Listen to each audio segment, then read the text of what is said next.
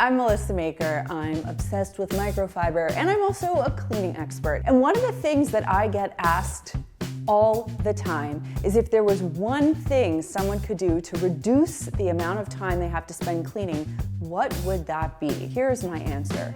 It's cleaning as you go. Because if you think about it, messes abide by the law of attraction, just like everything else.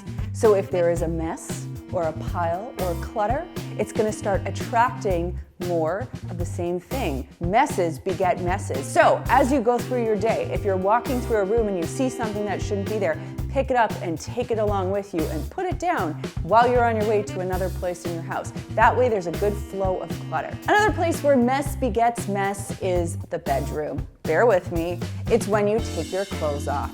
Now, if you're someone like me, you will throw your clothes on the floor and expect that they will magically be put away, and that never happens. And then you see a pile and you're like, well, I've already got a pile there, I'll just throw this t-shirt on. What's one more t-shirt gonna do? And then by the end of the week, you've got 67 things that should have been dealt with in the moment. So what I am trying to do now, because I'm always evolving in the cleaning world, is I'm trying to deal with my garments as I take them off. If they're getting hung back up, I try to put them on a hanger and hang them in the closet right away. Another way I can illustrate mess begets mess is by having you imagine a bathroom sink. Brush your teeth, spit out, maybe just flick a little bit of water in there. But over time, you'll notice that toothpaste starts to build up, and a little bit of toothpaste starts to attract a little bit of hair.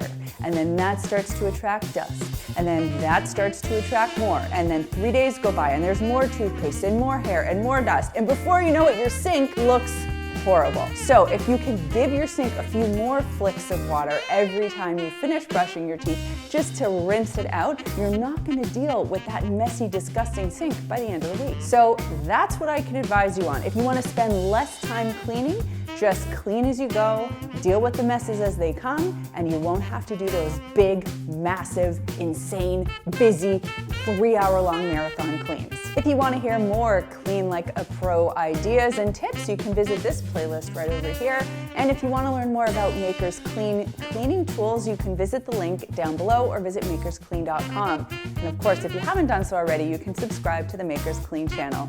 Thanks so much for watching, and I'll see you soon.